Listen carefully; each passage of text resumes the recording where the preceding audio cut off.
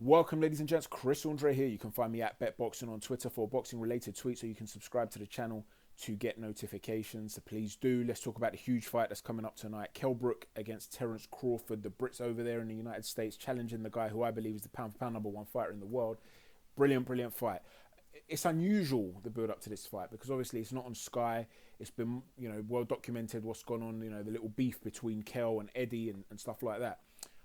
But because of that, maybe, it seems to be that a lot of people are sleeping on Kell Brook. A lot of people seem to feel like he's completely and utterly washed up.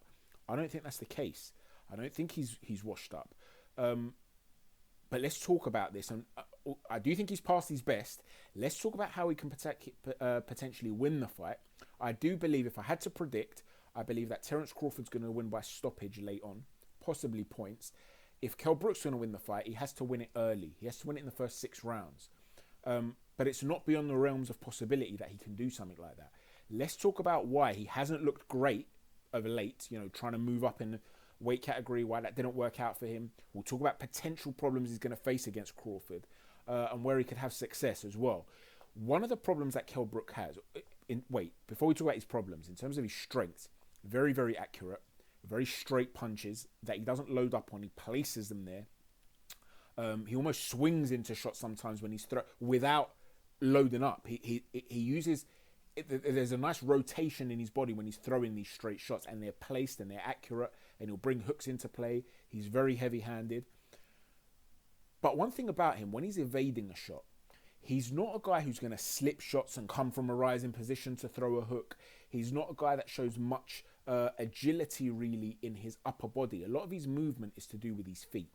Now, in the past, I've spoken, Hatman has also spoken about this, by the way. Hatman's described his back as looking a bit stiff. The way I've described it in the past, it's almost like he's got a metal pole that goes down his spine. He's almost like his posture's too good. And what will happen is, because of that, he almost fights quite upright. You won't really see him dip and diving. You won't see him tucking his chin and, bringing his shoulders over to protect his chin from, shots from the side. Instead, what he likes to do, it's almost like a Vitaly Klitschko type movement of his defense. He'll step back and just turn his head a little bit. You're throwing a straight punch and you'll see him. He'll be at range and he'll turn his head just a little bit and lean back, and it'll create that extra couple of inches where the shot will just fall short.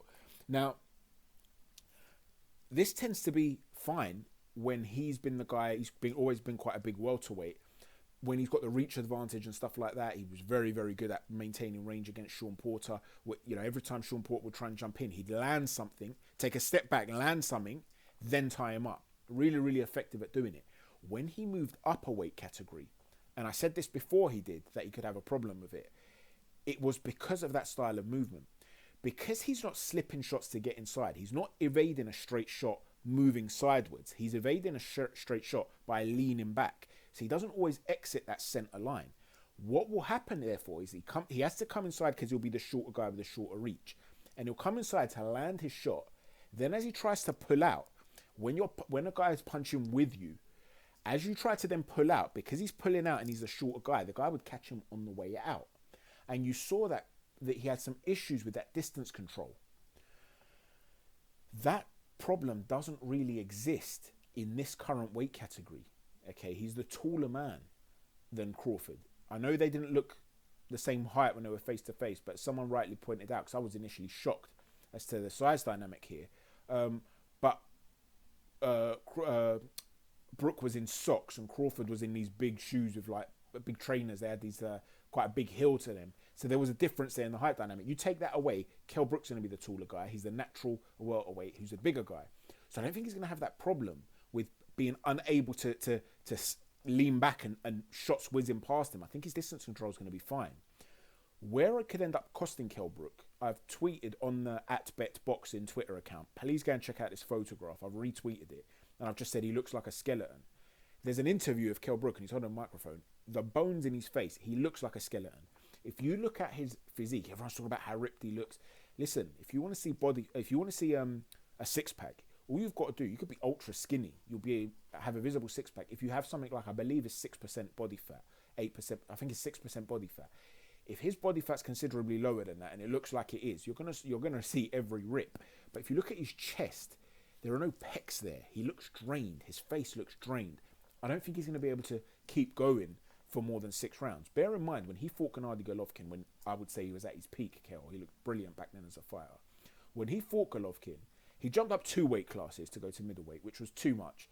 But he was struggling at welterweight. He was already saying, this was back in 2016, I think it was now. This was about 4 years ago, right? If 4 years ago he was struggling to make the weight, so he could have gone to light middleweight back then, imagine how much more he's struggling to make the weight now. So it's not so much that he's aged and washed up, that he's, you know, I don't think we're going to see what we saw when Amir Khan fought Crawford. Amir Khan was, you know, completely washed up. He was finished. I don't think that's the case with Kell.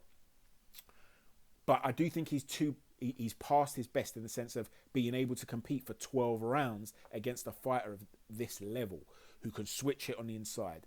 And by switch hitting on the inside, he changes the angles on you. He's throwing these, they're wide shots. When Terence Crawford's on the inside, he's throwing wide but fast, but they're wide shots.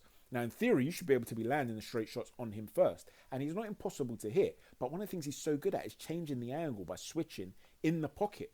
So you're sitting there, you're thinking he's in range and you're reaching for a shot, but you just twist his body, turn his body. He's now changed the angle. The distance has changed. He's so good at shifting his feet and doing these sorts of things. That applies pressure, mental pressure. You're going to have to keep working. He can box you. He can get on the inside, switch hit, inside, outside, rotate you, get you to chase him. He can chase you. Crawford can do it all.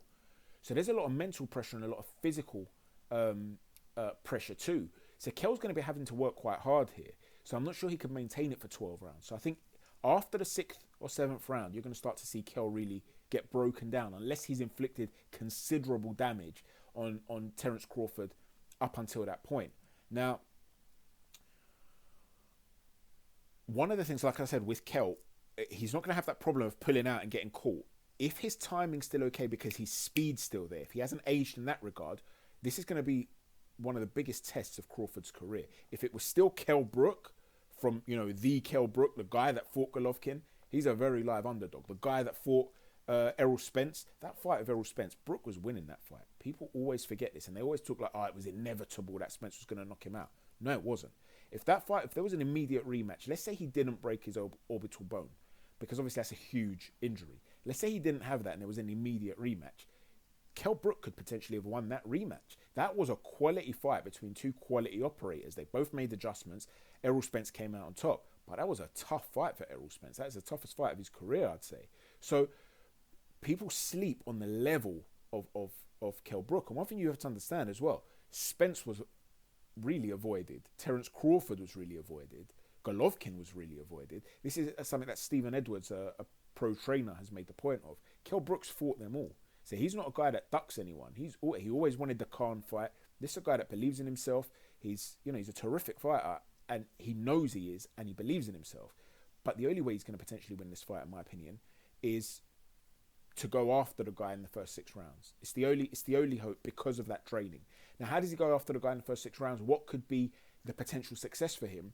Like I said, although he changes the angle on the inside and he's brilliant at distance control and stuff like that, a lot of Crawford's shots are from wide angles, and he will have quite a wide stance and he'll switch his feet and change the angle, but the trajectory of his shots when he's throwing combinations, when he plants his feet, do come from wide. Because Kell's shots are straight, in theory, A to B, the straightest point, the quickest point is a straight line rather than a hook. In theory, he might be landing before, in a split second before Crawford's landing. Now, in exchanges, he needs to be able to force Crawford into exchanges. Doesn't matter how you do it. He might move back initially, try and draw Crawford in, look for counters, or he might chase Crawford. Whatever he has to do, it has to be a bit of a war of attrition, in my opinion, early on. And he's got to be landing accurately and heavy shots. If he can hurt the naturally smaller man and drop him, we could end up seeing a shock here. Don't be surprised. Don't be stunned if Brook does something sensational in the first 6 rounds. I won't be stunned. I do think he's probably past his best, and that will show after the first 6 rounds rather than the first 6 rounds, in my opinion. Let me know what you think, guys. So if I had to predict one outcome, just one prediction, I would say Crawford late or on points. Probably late. I think the draining will start to take a toll, and I think he'll start to bust Brook up. But, and this is a big but, if Brook can land those shots early and consistently, even in exchanges, he can end up really hurting Crawford, and we can end up seeing a shock. Let me know what you think, guys. Thanks for watching. Chat to you soon. God bless.